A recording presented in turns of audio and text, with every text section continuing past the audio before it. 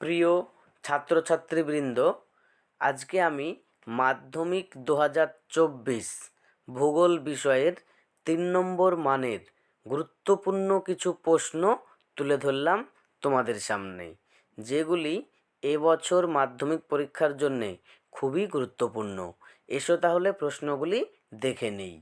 প্রথম অধ্যায়, প্রশ্নের যে মান সেটা হচ্ছে 3। 1 নম্বর প্রশ্ন, আরোহণ ও অবরোহণ পদ্ধতির পার্থক্য লেখো। 2, গিরিখাত ও ক্যানিয়ন এর মধ্যে পার্থক্যগুলি লেখো। 3, ড্রামলিন ও রসেমাতানের মধ্যে পার্থক্য লেখো। 4, মরু অঞ্চলে বায়ুর কার্য বেশি দেখা যায় কেন? 5, সব নদীর মোহনায় বদ্বীপ তৈরি হয় না কেন? 6, নদীর মোহনায় বদ্বীপ কেন গড়ে ওঠে ব্যাখ্যা করো। পরবর্তীতে আবার 6 হয়ে গিয়েছে, জলপ্রপাতের পশ্চাৎ অপসরণ কেন হয়? 7, জিউগেন ও ইয়ারদাং এর মধ্যে পার্থক্য লেখো। 8, গ্রাবরেখা কাকে বলে শ্রেণীবিভাগ করো। পরবর্তী আমরা দেখে নিই দ্বিতীয় যে অধ্যায় রয়েছে সেই অধ্যায় থেকে 3 নম্বর মানের প্রশ্ন। 1, ওজোন স্তর ধ্বংসের কারণগুলি কি কি? ওজোন স্তর ধ্বংসের ফলাফল লেখো। 2, আবহাওয়া ও জলবায়ুর মধ্যে পার্থক্য লেখো। 3, ক্রান্তীয় ঘূর্ণবাতের বৈশিষ্ট্য লেখো। 4, স্থলবায়ু ও সমুদ্রবায়ুর মধ্যে পার্থক্য লেখো। 5, ঘূর্ণবাত ও প্রতীপ ঘূর্ণবাতের মধ্যে পার্থক্য লেখো। 6, শৈলক্ষেপ বৃষ্টিপাত কিভাবে সংগঠিত হয়? 7, আপেক্ষিক আর্দ্রতা ও চরম আর্দ্রতার মধ্যে পার্থক্য লেখো। পরবর্তী আমরা দেখে নিই তৃতীয় অধ্যায়, প্রশ্নের মান 3। 1 নম্বর প্রশ্ন, গ্র্যান্ড ব্যাংক মগ্নচড়া বাণিজ্যিক মৎস্য চাষের জন্য অনুকূল কেন? 2, ভরা কোটাল ও মরা কোটালের মধ্যে পার্থক্য লেখো। 3, জলবায়ুর ওপর সমুদ্র স্রোতের প্রভাব লেখো। 4, সমুদ্র স্রোত ও সমুদ্র তরঙ্গের মধ্যে পার্থক্য লেখো। এবার আমরা দেখে নিই চতুর্থ অধ্যায়, যেখান থেকে 5 মানের কোনো প্রশ্ন আসে না, এখান থেকে শুধু 3 নম্বর মানের প্রশ্নই হয়। 1, জৈব বজ্র ও অজৈব বজ্রের মধ্যে পার্থক্য লেখো। 2, জৈব ভঙ্গুর বজ্র ও জৈব অভঙ্গুর বজ্রের মধ্যে পার্থক্য লেখো।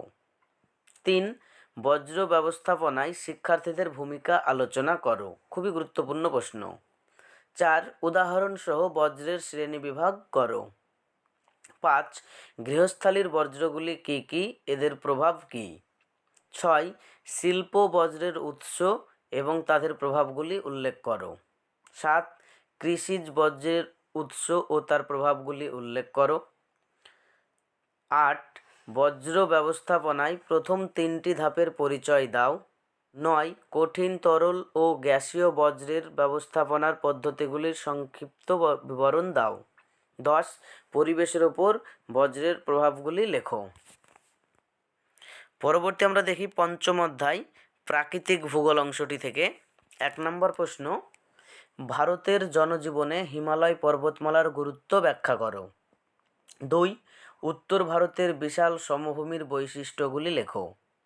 3, খাদার ও ভাঙ্গার কাকে বলে? 4, মালনাদ ও ময়দান বলতে কী বোঝো? 5, পূর্বঘাট পর্বতমালা ও পশ্চিমঘাট পর্বতমালার মধ্যে পার্থক্য লেখো। 6, ভারতের পশ্চিম বাহিনী নদীগুলির মোহনায় বদ্বীপ গঠিত হয়নি কেন? 7, জল সম্পদ সংরক্ষণের প্রয়োজনীয়তা কী? 8, ভারতের জনজীবনে নদ নদীর প্রভাব লেখো। 9, বৃষ্টির জল কিভাবে সংরক্ষণ করা যায়? 10, বহুমুখী নদী পরিকল্পনার উদ্দেশ্যগুলি কী কী?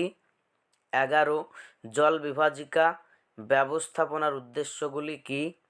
12, ভারতের জলবায়ুর বৈচিত্র্যের পরিচয় দাও।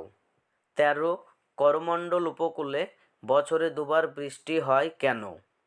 14, ভারতের মৃত্তিকার শ্রেণীবিভাগ করো। মৃত্তিকা ক্ষয়ের পদ্ধতিগুলি কি কি? 15 সামাজিক বন সৃজন ও কৃষি বন সৃজনের মধ্যে পার্থক্য লেখো। এবার আমরা দেখে নেব পঞ্চম অধ্যায়ের অর্থনৈতিক ভূগোল থেকে 3 নম্বর মানের প্রশ্নগুলি।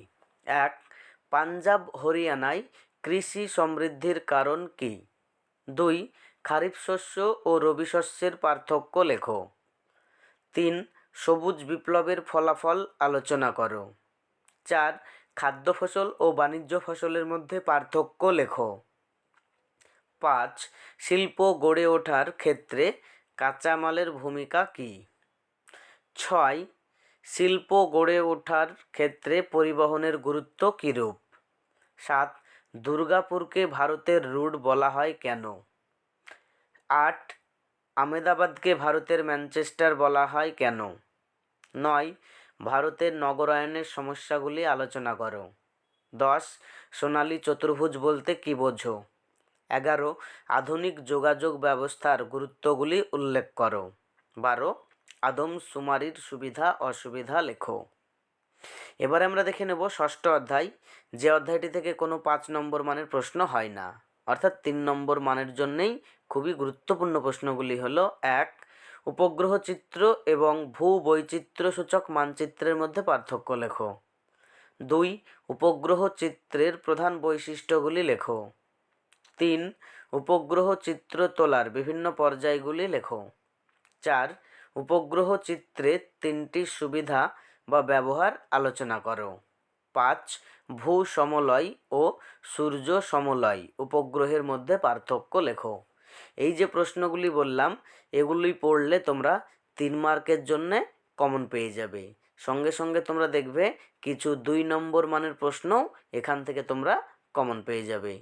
পরবর্তী ভিডিওগুলি পেতে চ্যানেলটি সাবস্ক্রাইব করে পাশে থাকা বেল আইকনটি অন করে রাখো।